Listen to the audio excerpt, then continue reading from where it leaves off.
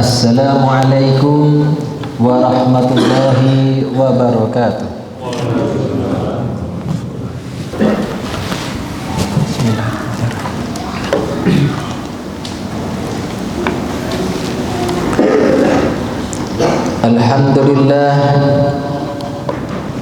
Alhamdulillahilladzi arsala rasulahu bil huda wa dinil haqq lidhhirahu 'ala dini kullih.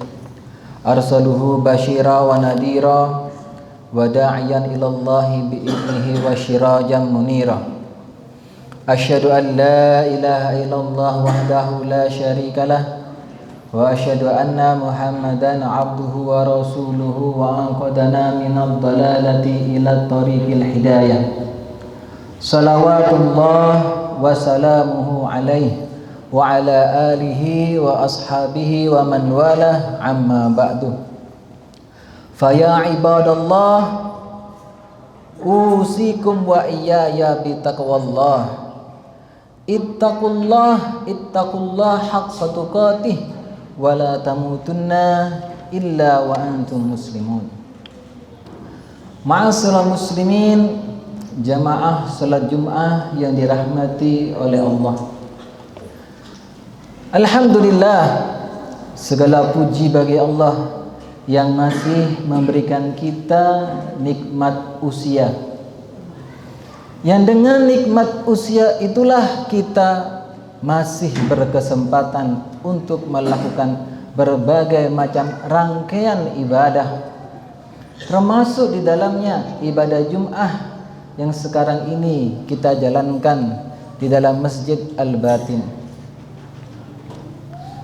Sehingga dengan itulah kemudian kita berharap segala rangkaian ibadah yang kita kerjakan itu akan bisa menjadi bekal bagi kehidupan kita nanti. Karenanya itulah begitu besarnya nikmat usia. Di antara salah satu pertanyaan yang akan ditanyakan oleh Allah Subhanahu wa ta'ala ketika kemudian kita dibangkitkan di akhirat kelak, untuk apa usia itu kita habiskan? Dan untuk kemudian berhasil kita menjawab pertanyaan ini, disitulah Allah Subhanahu wa ta'ala menurunkan sebuah surat yang insya Allah kita semua menghafalnya, bahkan sering menggunakannya di dalam berbagai macam ibadah salat kita. Itulah surat Al-Asr, di mana Allah Subhanahu wa ta'ala berfirman di dalamnya, wal 'asr, demi masa. Allah bersumpah atas nama masa, bersumpah atas nama waktu, atas nama usia yang telah kita habiskan dari balik hingga sekarang, dan dari sekarang hingga ajal menjemput diri kita. Adanya sumpah menunjukkan bahwa apa yang akan Allah firmankan di dalam ayat-ayat berikutnya adalah sesuatu yang sangat urgen, sesuatu yang sangat penting, dan tidak pernah kemudian Allah berfirman melainkan yang penting-penting saja. Bahkan setiap hurufnya itu memiliki makna dan arti. Namun perlu sekiranya Allah mengawalinya dengan sumpah, karena sering kali manusia abai terhadap apa yang nanti Allah firmankan. Apa yang Allah firmankan dalam ayat yang kedua, sehingga perlu sekiranya Allah mengawalinya dengan sumpah. Allah berfirman, innal insana lafi khusr. Sesungguhnya manusia itu al-fakir, bapak-bapak, adik-adik, keluarga kita, tetangga kita, teman kuliah, sekolah, kerja, seluruh muslimin, bahkan seluruh manusia yang ada ada di dunia ini, baik yang sudah meninggal atau yang nanti akan dilahirkan, benar-benar berada di dalam kerugian. Benar-benar berada di dalam kerugian. Padahal tidak ada satupun manusia yang berkehendak ingin jadi manusia yang rugi. Setiap kita pasti bercita-cita untuk menjadi insan yang beruntung. Apa saja yang kita lakukan selama ini, pasti kita berharap keberuntungan, bukan kebuntungan, bukan kerugian. Namun di ayat ini Allah telah tegaskan bahwa hakikat manusia yang bila tidak berpegang pada ayat yang akan dibacakan, pasti kemudian akan berujung pada kerugian.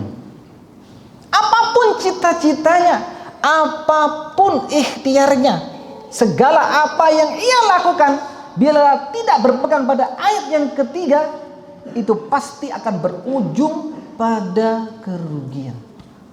Karena hidup kita tidak hanya di dunia, kehidupan kita akan berlanjut di akhirat kelak, di mana bila kemudian di akhirat itu kita mengalami kerugian, maka kerugian itu kerugian yang selama-lamanya.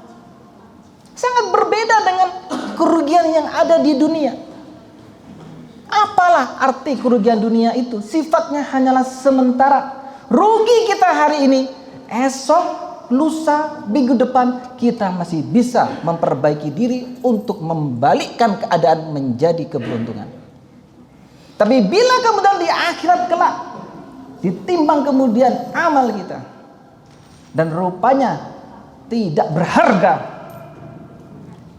maka disitulah kemudian rugi serugi-ruginya tanpa ada kesempatan lagi untuk memperbaiki diri. Sehingga bila kemudian kita menangis di akhirat saat itu, nangisnya kita nangis selama-lamanya tanpa ada jeda, meski hanya 1 hari, 1 jam, 1 menit, bahkan sedetik. Itulah kerugian yang Allah ancamkan. Dan bagaimana kemudian kita bisa selamat dari kerugian yang Allah peringatkan dalam ayat yang kedua, ayat ketiga, itulah pegangan kita. Yang pertama, illalladzina amanu, kecuali orang-orang yang beriman. Iman adalah kunci yang pertama dan yang utama kita bisa selamat dari kerugian yang Allah ancamkan. Karena dengan iman itulah kita punya harapan kesolehan kita, infak kita diterima di sisi Allah Subhanahu wa ta'ala. Maka ruginya sangatlah rugi orang yang masih kafir hingga ajal menjemput dirinya. Karena segala kebaikan yang ia lakukan di dunia, termasuk harta yang ia dermakan, tidak ada nilainya di sisi Allah Subhanahu wa ta'ala.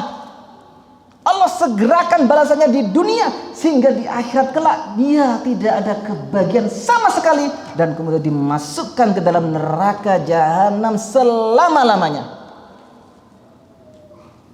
Maka beruntunglah kita sekarang ini, insya Allah dalam keadaan iman. Perjuangkan iman itu dan iringi dengan doa. Semoga ketika ajal itu datang, iman itu masih ada di dalam dada. Kemudian yang kedua, Allah lanjutkan wa amilus solihati, dan beramal solehlah.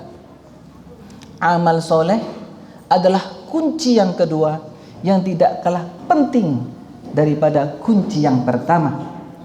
Semakin kita banyak beramal soleh, maka semakin meningkat kualitas iman kita. Dan semakin banyak kita beramal salah, maka semakin buruk kualitas iman kita, yang bila itu diteruskan mudah kemudian kita menggadaikan iman demi seonggok dunia yang tidak mengenyangkan dan tidak akan pernah memuaskan. Maka disitulah kita harus pastikan kita senantiasa melakukan kesolehan dari hari ke hari, dari waktu ke waktu. Dan untuk bisa melakukan hal itu secara sempurna atau secara totalitas, menuntut diri kita untuk terus menerus belajar, mempelajari agama ini.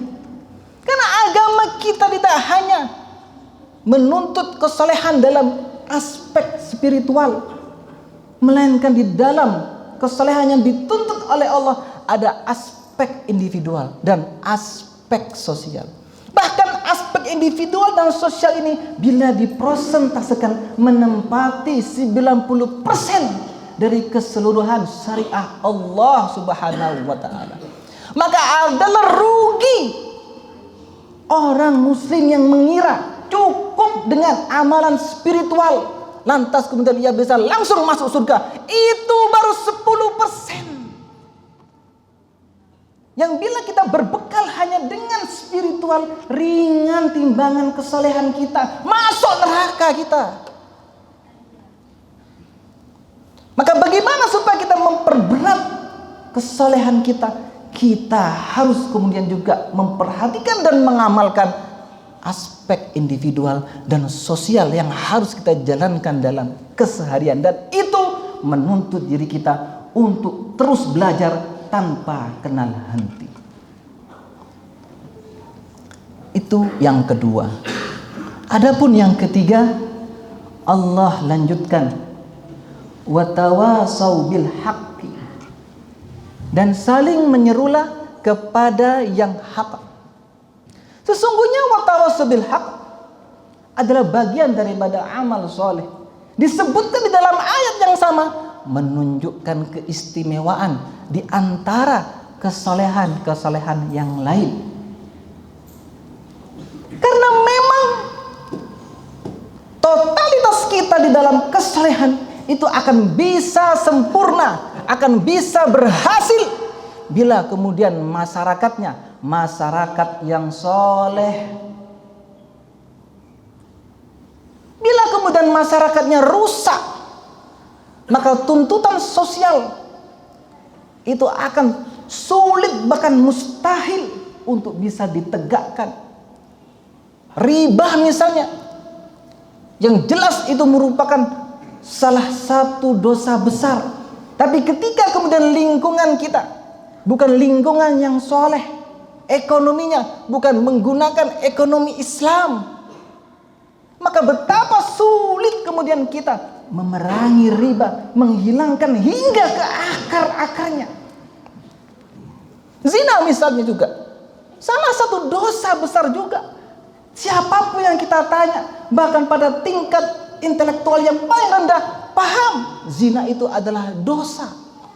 Tapi ketika kemudian lingkungan masyarakat tidak berada dalam kesolehan, sulit untuk kemudian memberantas perzinahan, sulit sehingga kemudian merajalela pergaulan bebas yang kemudian menjerumus atau kemudian mengerucut pada perzinahan yang semakin merajalela. Disitulah kemudian pentingnya kita memiliki masyarakat yang soleh. Tidak hanya pribadi saja yang soleh, masyarakat lingkungan di mana kita tinggal itu juga harus dalam kesolehan. Dan untuk bisa meraih hal itu harus dihidupkan di tengah kehidupan kita, sosial kita, watawasau bil haqqi, saling menyeru kepada yang hak. Dan yang keempat, Allah akhirkan di dalam ayat ini, watawasau bis sabr, dan saling menyerulah pada kesabaran. Sabar juga sebenarnya bagian daripada kesolehan. Disebutkan menunjukkan adalah keistimewaan di antara kesolehan-kesolehan yang lain selain daripada watawasau bil haq. itu akan betul-betul teruji ketika kemudian kita sabar hingga ketika ajal mendatang, iman itu masih ada di dalam dada. Begitu pula kemudian kesolehan yang selama ini kita kerjakan, sholat kita sekarang ini, apa barang tentu ketika ajal itu datang kita masih dalam ketaatan menegakkan ibadah sholat. Puasa sebentar lagi bulan Ramadan kita kerjakan, apakah bisa kita pertahankan puasa kita sampai ajal itu datang menghampiri kita? Atau kesolehan apapun yang kita kerjakan, thalabul ilmi misalnya, bisakah kemudian kita pastikan kita akan terus thalabul ilmi sampai ajal itu datang, bahkan kita mati dalam keadaan sedang membaca kitab?